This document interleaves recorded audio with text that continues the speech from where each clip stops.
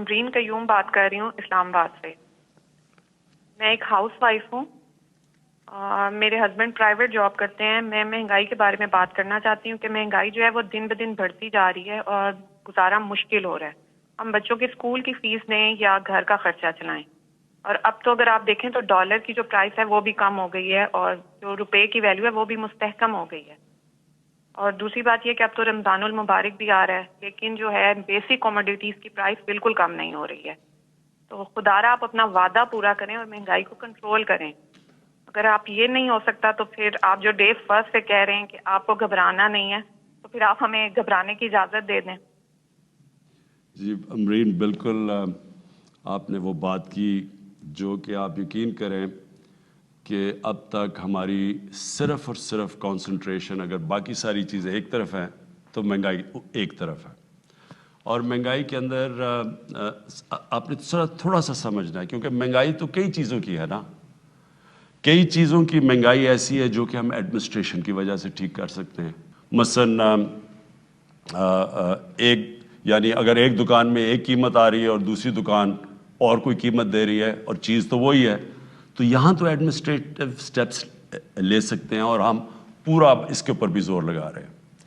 ایک مہنگائی یہ, اور یہ بھی آپ نے سمجھنا ہے, وہ مہنگائی یہ ہے کہ ایک کسان سبزیاں یا جو بھی اپنی پیداوار ہے وہ ایک قیمت کے اوپر وہ لے کے جاتا ہے مارکیٹ کے اندر, لیکن اس مارکیٹ سے جب وہ چیز جاتی ہے شہر میں یعنی ریٹیل میں, یعنی جب آپ کے پاس پہنچتی ہے تو اس کے اندر ایک بہت بڑا فرق آ جاتا ہے.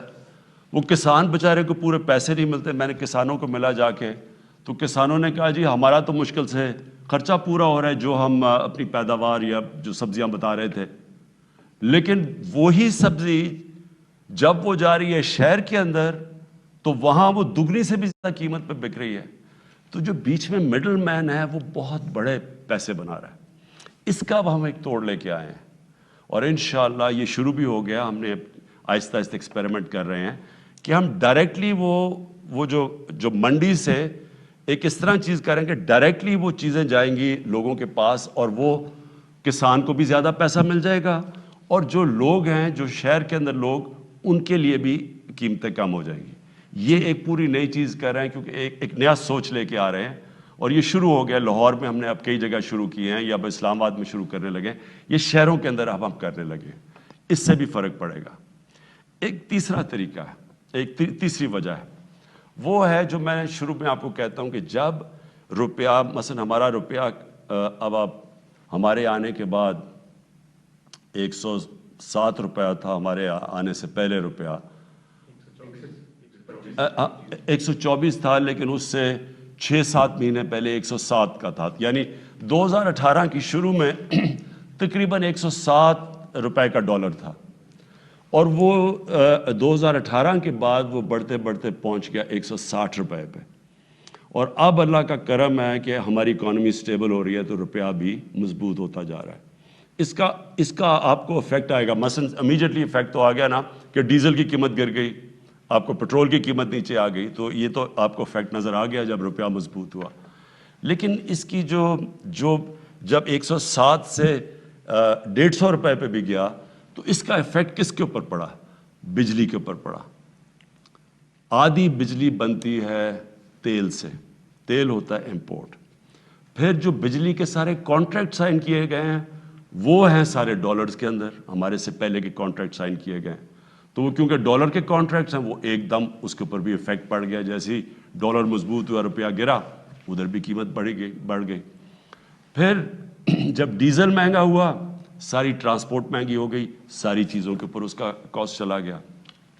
پھر جو باہر سے ہم چیزیں امپورٹ کرتے ہیں, باہر سے چیزیں سب سے بڑا تو جو عام لوگوں کو آپ کو افیکٹ کرتا ہے گھی. اب تقریباً 70% ایڈیبل آئل امپورٹ کرتے ہیں ہم. تو 70% جو گھی کے اندر جو تیل جاتا ہے وہ امپورٹ کرتے ہیں. پھر دالیں, سب سے افسوسناک چیز یہ ہے کہ ہم نے ابھی تک ایک وہ زرعی ملک, ہم 70% دالیں اپنی امپورٹ کرتے ہیں. تو یہ ساری چیزیں مہنگی ہو گئی. اور ایک اور مسئلہ آیا کہ ہمیں گندم جو کہ پاکستان میں ہمیشہ ہوتی تھی وہ ہماری آبادی کیونکہ بڑھتی گئی ہے، جو گندم پاکستان میں تھی اس کے اندر خسارہ آ گیا، ایک تو بارشیں غلط ٹائم پہ ہو گئی، تو ہمیں 1 سال کے اندر 40 لاکھ ٹن گندم امپورٹ کرنی پڑی، اور اس کے علاوہ گندم امپورٹ اور اس کا سارا امپیکٹ پڑا، یعنی جیسے آپ گندم امپورٹ کرتے ہیں تو وہ مہنگی، باہر سے مہنگی آئی یہاں سے، تو اس کا کوئی امپیکٹ پڑا. تو جو امپورٹس مہنگی ہوئی روپے گرنے سے، ایک وہ ہو گئی. پھر ایک بدقسمتی سے ایک اور اب چیز ہم نے آہستہ آہستہ انکوائریز میں پتہ چلا، وہ کیا ہے؟ یہاں بیٹھے ہوئے ہیں مافیاز. یہ امرین آپ نے سمجھنے کی بات ہے، یہاں پاکستان میں وہ لوگ بیٹھے ہوئے، قائد اعظم نے بھی ان کی بات کی تھی، جو ذخیرہ اندوزی کر کے قیمتیں اوپر بڑھاتے ہیں. یہ مافیاز بیٹھے ہوئے تھوڑے سے لوگ ہیں، یہ سٹا کھیلتے ہیں. عموماً تو چیز تب مہنگی ہوتی ہے جب اس کی سپلائی کم ہو جائے. مثلا اگر کمی ہو جائے کسی چیز کی، اگر چینی کی کمی ہو گئی تو زیادہ لوگ چینی مانگیں گے، اس کی قیمت اوپر چلی جائے گی. لیکن یہاں چینی پڑی ہوتی ہے، ذخیرے پڑے ہوتے ہیں چینی کے، لیکن قیمت اوپر جانی شروع ہو جاتی ہے. ایک وقت پہ چینی انہوں نے کہا جی اتنی زیادہ ایکسپورٹ کرو، چینی ایکسپورٹ کرنی شروع کی، وہ چینی کی قیمت اوپر چلی گئی. سو اس کا کوئی کنیکشن نہیں ہے، یہ جان بوجھ کے مافیاز بیٹھے ہیں جن کے پیچھے پہلی دفعہ پاکستان میں ہم اب جا رہے ہیں. میں یہاں شہزاد اکبر کو بلایا ہوا ہے.